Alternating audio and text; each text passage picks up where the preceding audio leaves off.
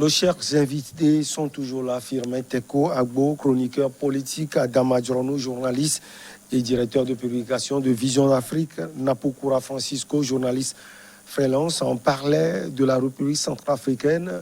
Firmin, les sanctions vont tomber le 29 juillet précisément, encore 2 semaines. Hein.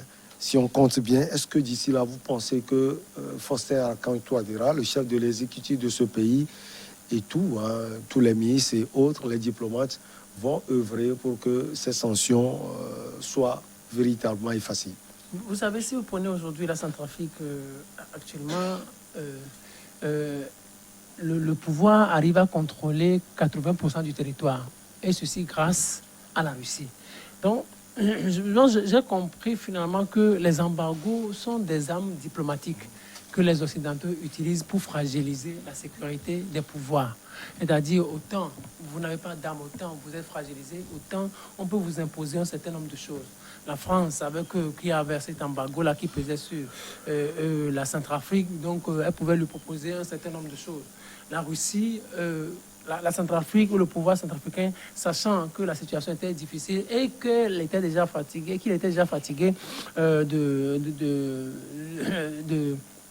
de la France, a opté pour la Russie. Et aujourd'hui, la France, voyant que la situation est en train d'être beaucoup plus compliquée, elle se dit, maintenant, il faut qu'on retourne vers le Conseil de sécurité, puis peut-être pour encore corser davantage la situation au niveau de la Centrafrique. Alors aujourd'hui, où est-ce que la communauté internationale veut aller avec la Centrafrique? La Centrafrique aujourd'hui veut évoluer, la Centrafrique veut aujourd'hui se développer, la Centrafrique veut tenter d'autres nouvelles aventures. Moi, je ne suis pas pour qu'on rompe avec les Français. Moi, je pense juste qu'on renégocie un certain nombre de contrats pour permettre... Qu'on revoie la manière... Qu'on revoie la manière, qu'il n'y ait pas...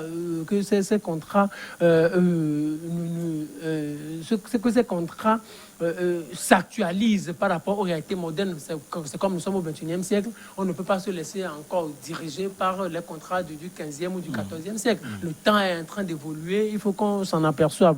Mais le 29, jusqu'au 29, je pense que les diplomates centrafricains, l'Angola, eux tous vont beaucoup lutter pour que la décision qui va sortir au niveau du Conseil de sécurité soit beaucoup plus favorable au pouvoir centrafricain. Nous prions que cela soit possible. Parce que, vous imaginez, on ne peut pas vivre... comment un État va vivre sans armes? Ce n'est pas possible que cet embargo-là soit levé et là, le pouvoir centrafricain va avoir plus de marge de manœuvre pour pouvoir maintenant réorganiser son armée, avoir peut-être d'autres partenariats pour avoir les matériels de guerre, pour avoir les matériels de combat. Et là, on s'insurgera mieux contre les rebelles, contre la circulation des armes dans la région, au niveau de la Libye. N'oubliez pas que ce qui s'est passé avec Kadhafi, ce qui s'est passé avec la Libye, comment on l'appelle, l'Égypte, ce qui s'est passé avec la Tunisie, tout cela est en train d'impacter aujourd'hui la sécurité. Le printemps arabe, tout cela est en train d'impacter négativement, naturellement, beaucoup d'armées. Aujourd'hui, la Centrafrique se sent beaucoup plus fragilisée. Elle a besoin que cet embargo-là soit levé pour pouvoir se réorganiser tout le territoire, réorganiser ses partenariats étrangers, réorganiser son armée. Et ça ira beaucoup plus dans l'avantage des Centrafricains. Vous voulez ajouter quelque chose, Adam? Ce qu'il faut dire, qui est étonnant d'ailleurs, même lorsque vous prenez la formulation même de l'embargo, c'est ce qui pose problème. Cette formulation ne permet pas d'exprimer la coopération sous-régionale entre nos États d'Afrique ou de la sous-région. Vous avez constaté qu'on a dit, voilà, que ce soit au niveau aérien, maritime, etc., aucun navire ne pourra donc battre pavillon en passant par une autre nation, une nation africaine et transiter vers ces pays-là. Ça voudrait dire quelque part que, sachant pertinemment que nous n'avons pas les moyens, nous sommes des pays sous-développés, on fait tout pour formuler les choses pour que nous, entre nous-mêmes, n'arrivions pas à pouvoir se coopérer. Or, vous savez, lorsqu'un pays est déstabilisé, ça affecte naturellement les autres pays de la sous-région. Et lorsque la sous-région ne donne pas les moyens à la sous-région de pouvoir être à l'avant-garde de cette lutte-là, et ça cause problème. Et vous avez ce principe de subsidiarité qui a toujours existé dans la résolution des crises, est un principe qui ne s'exprime pas. Sans quoi, je pense que lorsqu'un pays est en crise, on devait donner priorité à ces pays-là, que cette subsidiarité-là puisse s'exprimer et donner les moyens aux pays, disons à la sous-région, d'avoir de ces moyens-là de pouvoir donc intervenir est venu à bout. Plutôt quoi qu'on dise, quelles que soient les motivations exprimées par les uns et les autres, on peut dire, voilà, un président est mal élu, etc. Mais mieux vaut avoir la stabilité dans nos pays que d'avoir donc des troubles qui affectent nos économies et qui font que nous demeurons dans le sous-développement et nos économies refusent donc de grandir. Firmin a prononcé tout à l'heure une phrase que moi je ne veux pas qu'on coupe avec la France. Non, ce n'est pas que vous ne voulez pas qu'on coupe avec la France. Pour vous, il faut couper avec la France. Vous faites un mariage où vous n'avez jamais fait un pas en avant. Vous êtes toujours en train d'aller... On dit qu'on n'a jamais fait un pas en avant, moi aussi je ne suis pas d'accord. Attendez. De toutes les façons... Prenons pas le cas malien. Si nous prenons le cas malien, vous estimez que... La force Barkhane, par exemple.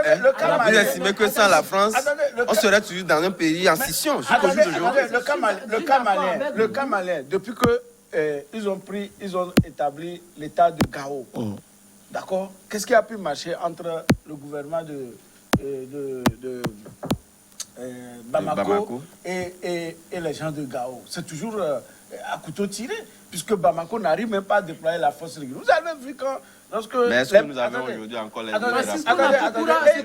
Vous n'êtes pas surpris qu'en quelques semaines, la force Barkhane, c'est-à-dire française, au Mali, est devenue un peu plus efficace.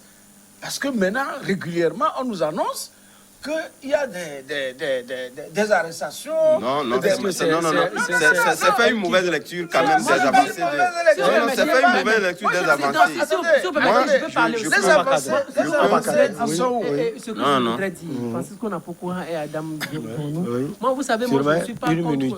Oui, bien sûr, je ne suis pas contre les ruptures brutales. Parce qu'en réalité, quand vous voulez voir un peu, en matière de diplomatie, il n'y a pas d'amitié. Et même en matière de mariage, comme Francisco l'a dit. Il n'y a pas d'amitié. Il n'y a pas d'amitié. Si les Français, si les Centrafricains, pardon, aujourd'hui on parle de... Non, écoutez, regardez, si les Centrafricains se disent aujourd'hui que les Russes sont les meilleurs amis, moi je pense que... Non, ils se trompent. Ils se trompent. Parce qu'en matière de diplomatie, il n'y a pas d'amitié. Chacun se bat pour son intérêt. Mais une seconde, je continue. Laissez-moi parler. Vous avez dit une, j'ajoute 19. Vous avez assez parlé. Laissez-moi parler aussi.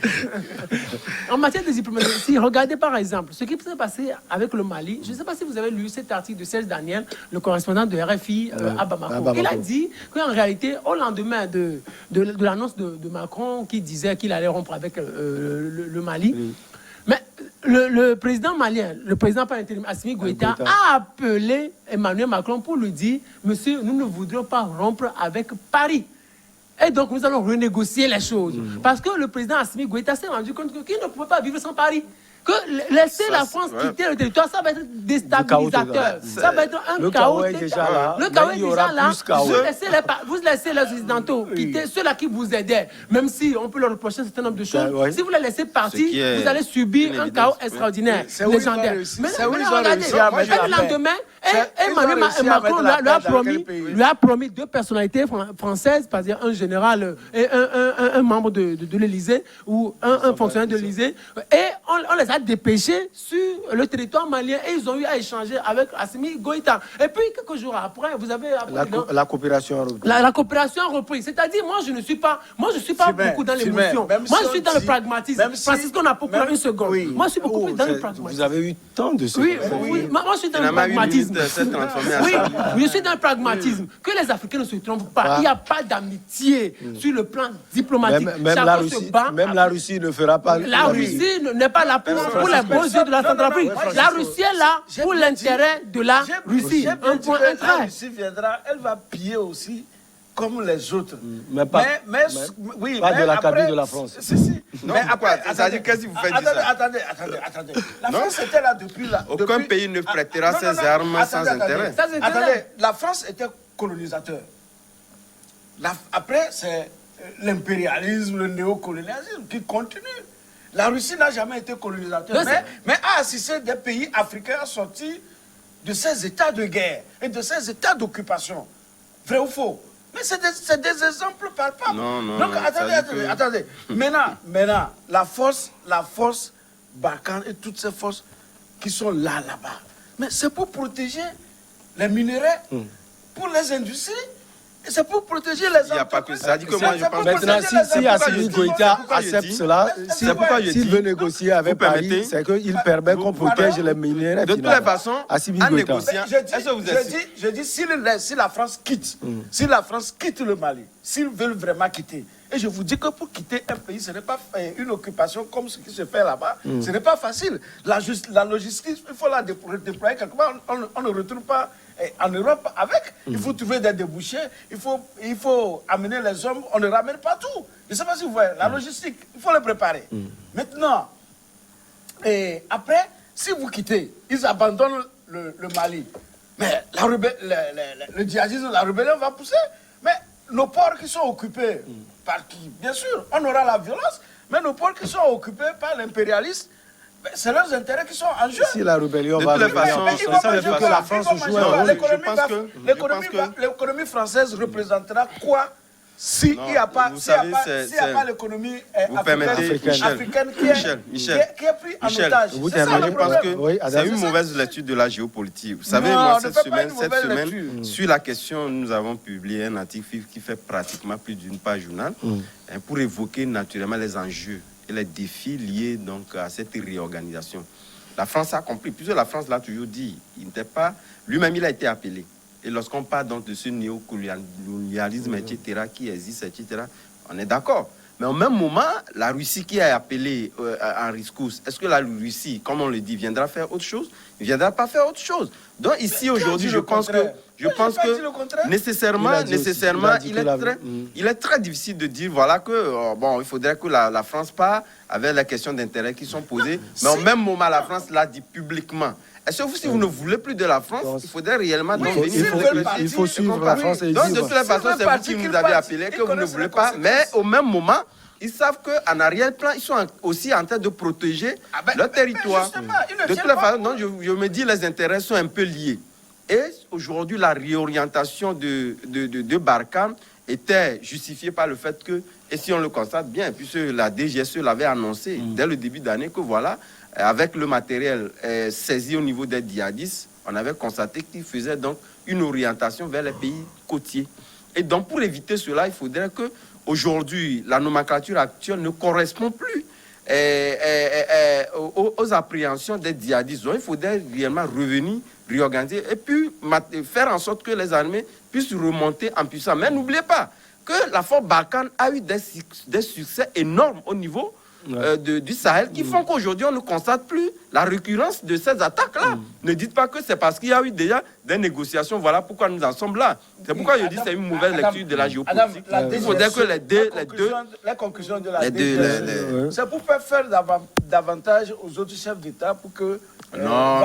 Vous savez, c'est à dire que monsieur Napokoura, c'est à dire que si vous êtes dans une proposition excentrique liée à la France, ça ne marchera pas. Nous parlons des actes que nous voyons, les actes que nous vivons, que nous voyons. L'Occident est fonction du pillage systématique. Non, c'est ça. Maintenant, vous donnez des exemples. Les gens le disent. Parce que moi, nous parlons quand même du réel. Lorsque la question du franc CFA s'était posée, il y avait des gens qui étaient dans cette logique-là, mais ne l'ont pas pu prouver. Donc je pense qu'il ne faut pas que nous soyons... Non, il ne faut pas que nous soyons dans cette logique. Voilà, ça d'apporter la part de ce moi, je les départage. Non. Je les départage. Non. Moi, je ne serai ni Attendez, ni demain. J'aime ces débats. Permettez que je vous départage. Non. Moi, je ne suis pas. Moi, je ne suis pas. Moi, je ne suis pas d'accord. Vous parlez, vous les départagez. Je dis le développement de l'Occident, c'est le pillage. C'est-à-dire que c'est la conséquence. Et vous avez ajouté systématique. Oui, systématique. C'est le pillage. Il y a des pays qui n'ont rien comme ressources minières. Et qu'est-ce qui nous empêche de développer nos ressources? Il y a des gens qui ont eu le Rwanda, c'est vrai aujourd'hui, qui est un pays, mais en matière de droits de l'homme, il a aussi critiqué. Donc ça vous a dit quelque part que nous-mêmes n'avons pas... Voilà, c'est là le problème. Non, à un moment donné, soyons quand même responsables de nos erreurs. Lorsque nous remettons toutes nos erreurs sur l'autre et que nous évitons quand même que nous-mêmes... Nous sommes ici, c'est dangereux qu'on chamaille sur ce plateau. Il y a des gens qui sont dans les laboratoires en train d'étudier comment ils vont encore influencer. Qu'est-ce qui nous empêche comment- d'étudier les mêmes choses? Est-ce que Voilà. Excuse-moi, vous qu'est-ce qui nous empêche écoutez, C'est moi, peut-être je- parce d'avoir que la porte est moi, ouverte je pour dis- pour ces étudier études. comment contrer Voilà. ça? Qu'est-ce qui nous empêche? Ah, Moi, ouais, je voilà. dis ceci, C'est ça le moi, problème. moi, Donc, je on ne va dis- jamais continuer par rejeter nos torts sur les autres. moi, Il moi, faut quand même je- à un moment moi, donné je nous dis assumons. ceci. Il faut qu'à un moment donné nous assumons nos erreurs. Quand le budget de la formation dépend et le programme dépend des autres. Ça veut dire que vous avez des autorités qui tendent toujours la main comme si nos pays... Voilà, c'est là maintenant tu es revenu. Ça vous a dit quelque part que nous-mêmes, tu reconnais en partie nos Oui, erreurs. vous avez, Mais permettez vous que je avez parle aussi. C'est ça. une minute, Mais une minute, Michel Takwa, c'est vous qui... une minute, et distribuez puis la on parole. passe Oui, à la Gambie. moi, je dis simplement que moi, je ne suis pas trop dans l'émotion. Si nous sommes dans cette situation, c'est parce que nous sommes... On l'a voulu. nous sommes Firmin, responsables. On l'a voulu. Personne n'est dans l'émotion. Ah, Ah, oui, bah, c'est- Non, attendez. c'est vraiment Et émotionnel. donc, Je suis d'accord avec la ça. situation- Vous avez parlé, Non, laissez-moi non, parler c'est aussi. émotionnel. Laissez-moi On va parler permettre. aussi. La situation est devant nous. Non, Non, je vais non. hausser le ton. C'est émotionnel lorsqu'on avance Laissez-moi d'étudier parler et qu'on aussi. n'arrive pas à les motiver. Laissez-moi Ça parler pose aussi. on va marquer la Laissez-moi pause. parler aussi. Et quand on même. parle de la Non, Gambie. moi, je dis, moi, je suis La beaucoup pause, plus- elle s'impose.